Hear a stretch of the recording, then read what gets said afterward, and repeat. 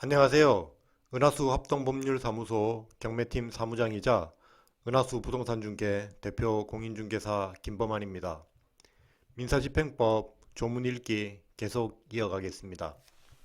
민사집행법 제286조 이의신청에 대한 심리와 재판 제1항 이의신청이 있는 때에는 법원은 변론기일 또는 당사자 쌍방이 참여할 수 있는 신문기일을 정하고 당사자에게 이를 통지하여야 한다. 제2항 법원은 심리를 종결하고자 하는 경우에는 상당한 유예기간을 두고 심리를 종결할 기일을 정하여 이를 당사자에게 고지하여야 한다. 다만 변론기일 또는 당사자 쌍방이 참여할 수 있는 신문기일에는 즉시 심리를 종결할 수 있다. 제3항 이의신청에 대한 재판은 결정으로 한다. 제4항 제3항의 규정에 의한 결정에는 이유를 적어야 한다. 다만 변론을 거치지 아니한 경우에는 이유의 요지만을 적을 수 있다. 제5항 법원은 제3항의 규정에 의한 결정으로 가압류의 전부나 일부를 인가, 변경 또는 취소할 수 있다. 이 경우 법원은 적당한 담보를 제공하도록 명할 수 있다. 제6항 법원은 제3항의 규정에 의하여 가압류를 취소하는 결정을 하는 경우에는 채권자가 그 고지를 받은 날부터 2주를 넘지 아니하는 범위 안에서 상당하다고 인정하는 기간이 경과하여야 그 결정의 효력이 생긴다는 뜻을 선언할 수 있다. 제7항 제3항의 규정에 의한 결정에 대하여는 즉시 항고를 할 수 있다. 이 경우 민사소송법 제447조의 규정을 준용하지 아니한다. 민사소송법 제447조는 즉시 항고의 효력에 대한 규정으로 즉시 항고는 집행을 정지시키는 효력을 가진다 라는 규정입니다. 제287조 본안의 제소명령 제1항 가압류 법원은 채무자의 신청에 따라 변론 없이 채권자에게 상당한 기간 이내에 본안의 소를 제기하여 이를 증명하는 서류를 제출하거나 이미 소를 제기하였으면 소송 계속 사실을 증명하는 서류를 제출하도록 명하여야 한다. 제2항 제1항의 기간은 2주 이상으로 정하여야 한다. 제3항 채권자가 제1항의 기간 이내에 제1항의 서류를 제출하지 아니한 때에는 법원은 채무자의 신청에 따라 결정으로 가압류를 취소하여야 한다. 제4항 제1항의 서류를 제출한 뒤에 본안의 소가 취하되거나 각하된 경우에는 그 서류를 제출하지 아니한 것으로 본다. 제5항 제3항의 신청에 관한 결정에 대하여는 즉시 항고를 할 수 있다. 이 경우 민사소송법 제447조의 규정은 준용하지 아니한다. 제288조 사정 변경 등에 따른 가압류 취소 제1항 채무자는 다음 각호의 어느 하나에 해당하는 사유가 있는 경우에는 가압류가 인가된 뒤에도 그 취소를 신청할 수 있다. 제3호에 해당하는 경우에는 이해관계인도 신청할 수 있다.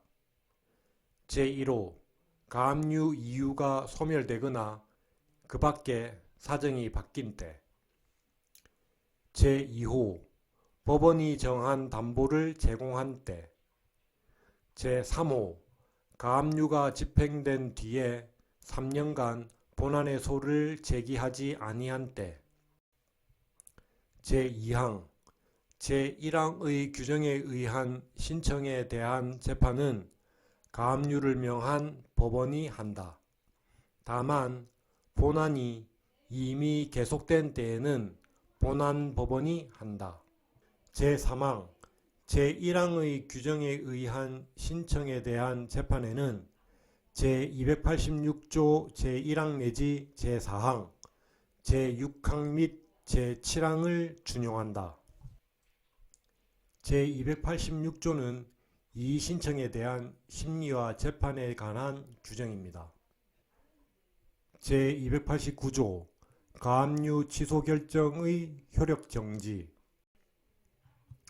제1항 가압류를 취소하는 결정에 대하여 즉시 항고가 있는 경우에 불복의 이유로 주장한 사유가 법률상 정당한 사유가 있다고 인정되고 사실에 대한 소명이 있으며 그 가압류를 취소함으로 인하여 회복할 수 없는 손해가 생길 위험이 있다는 사정에 대한 소명이 있는 때에는 법원은 당사자의 신청에 따라 담보를 제공하게 하거나 담보를 제공하지 아니하게 하고 가압류 취소 결정의 효력을 정지시킬 수 있다.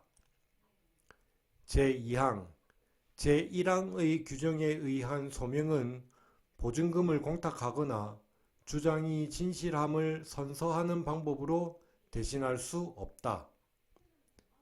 제3항 재판 기록이 원심법원에 있는 때에는 원심법원이 제1항의 규정에 의한 재판을 한다. 제4항 항고법원은 항고에 대한 재판에서 제1항의 규정에 의한 재판을 인가, 변경 또는 취소하여야 한다. 제5항 제1항 및 제4항의 규정에 의한 재판에 대하여는 불복할 수 없다. 제290조 가압류 이의신청 규정의 준용.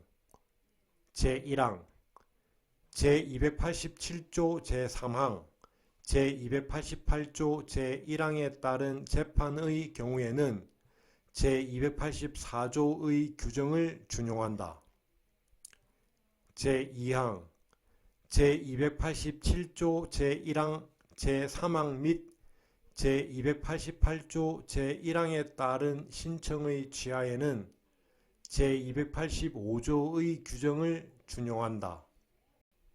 제291조 가압류 집행에 대한 본집행의 준용. 가압류의 집행에 대하여는 강제집행에 관한 규정을 준용한다. 다만 아래의 여러 조문과 같이 차이가 나는 경우에는 그러하지 아니하다. 제292조 집행 개시의 요건. 제1항 가압류에 대한 재판이 있은 뒤에 채권자나 채무자의 승계가 이루어진 경우에 가압류의 재판을 집행하려면 집행문을 덧붙여야 한다. 제2항 가압류에 대한 재판의 집행은 채권자에게 재판을 고지한 날부터 2주를 넘긴 때에는 하지 못한다. 제3항 제2항의 집행은 채무자에게 재판을 송달하기 전에도 할 수 있다. 제293조 부동산 가압류 집행.